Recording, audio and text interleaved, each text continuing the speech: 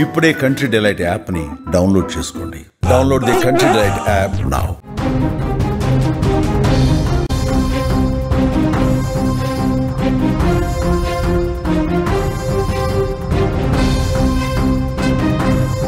బంగాళాఖాతంలో ఏర్పడిన అల్పపీడనం, దానికి తోడుగా రాబోతున్న మరో అల్పపీడనం, జంట అల్పపీడనాలని చెప్పొచ్చు. ఈ రెండు ఆంధ్రప్రదేశ్ రాష్ట్రానికి భారీ వర్షాల ముప్పును తీసుకొచ్చే అవకాశం ఉంది. ఈశాన్య బంగాళాఖాతంలో నిన్న ఉదయం ఒక అల్పపీడనం ఏర్పడింది. దానికి అనుబంధంగా ప్రస్తుతం ఒక ఉపరితల ఆవర్తనం కూడా కొనసాగుతోంది. దీని ప్రభావంతో ఇప్పటికే వర్షాలు మొదలైపోయాయి. ఇదే సమయంలో భారత వాతావరణ విభాగం మరో ముఖ్యమైన అంచనాను కూడా వెల్లడించింది. ఉత్తర బంగాళాఖాతంలో గురువారం నాటికి ఇంకో అల్పపీడనం ఏర్పడే అవకాశం ఉందని అంచనా కట్టింది. ఈ రెండు అల్పపీడనం ఏదైతే శుక్రవారం నాటికి వాయుగుండంగా మారే అవకాశం కూడా ఉంది. అలా మారిన తర్వాత మరింతగా బలపడి శనివారం దక్షిణ ఒడిశా, ఉత్తరాంధ్ర మధ్యలో తీరం దాటొచ్చని ఐఎండీ అంచనా వేసింది. ఈ పరిణామంతో రాబోయే 4 రోజుల్లో రాష్ట్రంలోని పలు ప్రాంతాల్లో విస్తారంగా వర్షాలు కురిసే అవకాశం ఉందని అమరావతి వాతావరణ కేంద్రంతో పాటు విపత్తుల నిర్వహణ సంస్థ కూడా తెలియజేసింది. ఇప్పటికే భారీ వర్షాలు ముంచెత్తున్నాయి. ఇటు హైదరాబాద్, తెలంగాణతో పాటు ఆంధ్రప్రదేశ్లో చాలా చోట్ల వర్షాలు పడతా ఉన్నాయి. ఈ వర్షాలకు ప్రజలు ఇబ్బంది పడుతూ ఉన్నటువంటి పరిస్థితి కనిపిస్తోంది. చాలా చోట్ల కూడా అతి భారీ వర్షాలు కురిసే అవకాశం ఉందని సమాచారం వస్తోంది. ఈ వాతావరణ మార్పుల ప్రభావంతో ముందుగా ఉత్తరాంధ్ర జిల్లాలపై ప్రభావం ఎక్కువగా ఉండే ఛాన్స్ ఉంది. శ్రీకాకుళం, పార్వతీపురం, మన్యం, విజయనగరం, అల్లూరి సీతారామరాజు, ఏలూరు జిల్లాల్లో భారీ వర్షాలు పడతాయని అంచనా వేశారు. ఈ జిల్లాల్లో ప్రజలు ఇప్పటికే అప్రమత్తంగా ఉన్నారు. లోతట్టు ప్రాంత ప్రజలను జాగ్రత్తగా ఉండాలని అధికారులు సూచన చేస్తున్నటువంటి పరిస్థితి ఉంది. ఇక గురువారం ఏర్పడేటువంటి అల్పపీడనం ప్రభావంతో అదే రోజు అల్లూరి సీతారామరాజు, ఏలూరు, తూర్పుగోదావరి జిల్లాల్లో భారీ వర్షాలు కురిసే అవకాశం ఉందని తెలుస్తోంది. ఇంకా శుక్రవారం నాటికి ఈ వాతావరణ ప్రభావం రాష్ట్రంలో చాలా జిల్లాలకు విస్తరించనుంది. అల్లూరి సీతారామరాజు, ఏలూరు, తూర్పుగోదావరి, ఎన్టీఆర్, పల్నాడు, ప్రకాశం జిల్లాల్లో భారీ నుంచి అతి భారీ వర్షాలు కురిసే అవకాశం ఉందని ఐఎండీ హెచ్చరించింది. ఇది కేవలం వాతావరణ శాఖ అంచనా మాత్రమే కాదని, ప్రజలు భయపడాల్సినటువంటి అవసరం లేదని కూడా అప్రమత్తంగా ఉండాల్సిన అవసరాన్ని గుర్తు చేస్తూ ఉన్నారు. ఇది వాతావరణ శాఖ చెబుతోంది. అధికారులు కొంత జాగ్రత్తగా ఉండాలి, అప్రమత్తంగా ఉండాలి. ఎక్కడికక్కడ అధికార యంత్రాంగం సమన్వయం చేసుకుని పనిచేయాలి. లోతట్టు ప్రాంతాల ప్రజలను ఎప్పటికప్పుడు అలర్ట్ చేయాల్సినటువంటి అవసరం ఉంది. ఒక్కసారిగా క్లౌడ్ బరస్ట్ లాగా, కుండపోతలాగా వర్షాలు కురిస్తే లోతట్టు ప్రాంతాలని ముంచెత్తే అవకాశం ఉంది.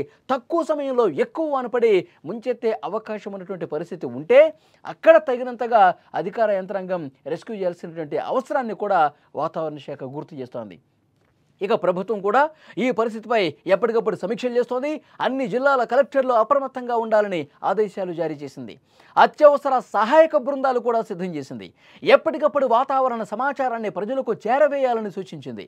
లోతట్టు ప్రాంతాల ప్రజలు సురక్షిత ప్రాంతాలకు తరలించేందుకు ప్రణాళిక సిద్ధం చేశారు.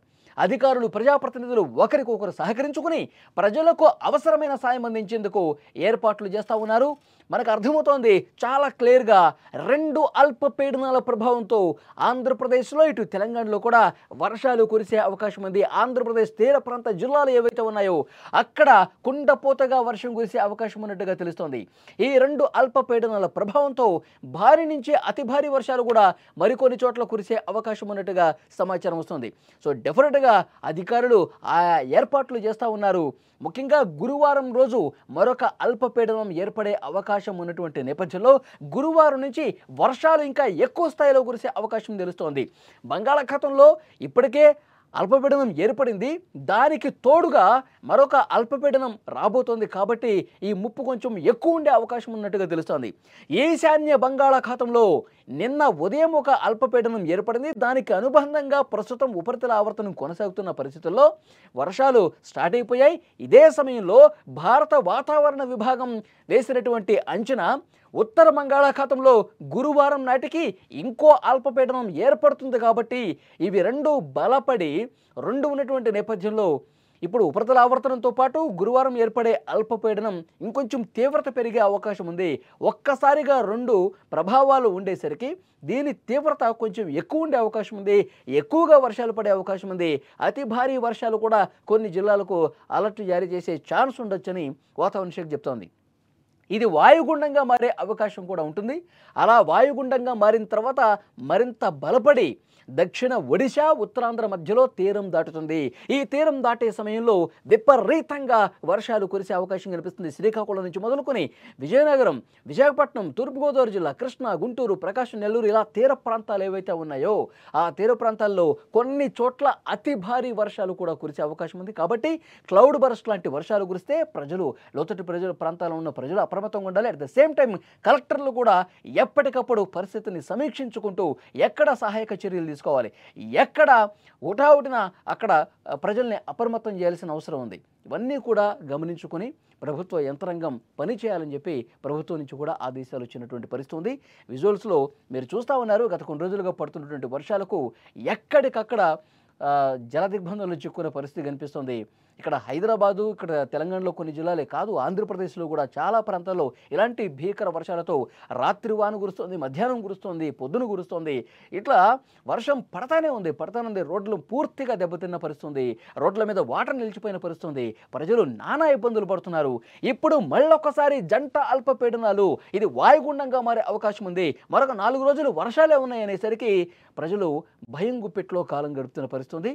సో ఈ వర్షం ఇక తగ్గుముఖం పడితే బాగుంటుంది. వర్షాలు ఇంకా తగ్గితే బాగుంటుంది. ఈ సంవత్సరం విపరీతంగా వర్షాలు కురిసే చాలా సార్లు ఇబ్బంది పడ్డ పరిస్థితి ఉంది అని చెప్పి వాళ్ళు కూడా కోరుకుంటున్న పరిస్థితి.